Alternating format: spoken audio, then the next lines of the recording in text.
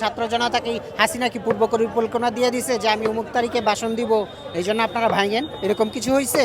হাসিনা তাৎক্ষণিক ঘোষণা দিচ্ছে, ছাত্র জনতা তাৎক্ষণিক আইসা সেখানে তাদের প্রতিক্রিয়া ব্যক্ত করছে। যেই হাসিনা 2000 আমাদের ছাত্র জনতা ভাইদেরকে শহীদ করলো, 50,000 ছাত্র জনতা ভাইকে আহত করলো, পঙ্গু করলো এবং তাদের অনেকের চক্ষু হারালো, তারপরেও তার যেই একেবারে তৃণমূল পর্যন্ত উপর লেভেল পর্যন্ত কারো কোনো দুঃখ নেই, তার উপরে সে আরও হুমকি দিচ্ছে। এই প্রেক্ষিতে বাংলাদেশের মানুষ জনগণ এই ধানমন্ডি 32-এ হামলা করে এবং সেটাকে ঘুরিয়ে দেয়। এই আনন্দকে ভাগাভাগি করার জন্য এখন হচ্ছে আজকে মূলত ঈদ, ফেসিবাদের যে আইকন সেটাকে বাংলাদেশ থেকে ঘুরিয়ে দেওয়া হয়েছে, যদিও পুরোটা ঘুরিয়ে দেওয়া যায়নি। এই আনন্দকে করার জন্য দাঁড়িয়ে আছে না, এটা আসলে পরিকল্পনা। এখানে তো বাংলাদেশের মানুষ তাৎক্ষণিকভাবে আসছে, এখানে কোনো লিডিং নাই বা কারো ইয়া নাই। এটা তো এইভাবে যতটুকু পারছে জনগণ এটা ক্ষোভের বহিঃপ্রকাশ করছে। এটাকে তো এটা একটা স্ট্রাকচার, এটা তোর সাথে আসলে মানে জোরাজুরি কিছু নাই। এটার ক্ষোভের বহিঃপ্রকাশ হয়েছে, যা আছে তা। তারপরে বাংলাদেশ সরকার এটাকে কি করবে আপনার কাছ থেকে শুনি। এই যে ভুরিভোজ, গরুভোজ, এটা আসলে এই আয়োজনটা কেন?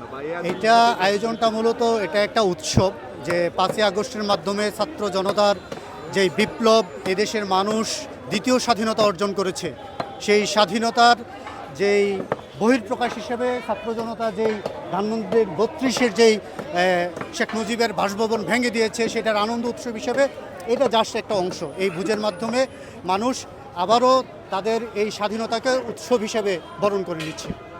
এটা অনেক নাটক সাজানো হতো, এটাকে কেন্দ্র করে অনেক আবেগ, এই সেই ইত্যাদি ইত্যাদি।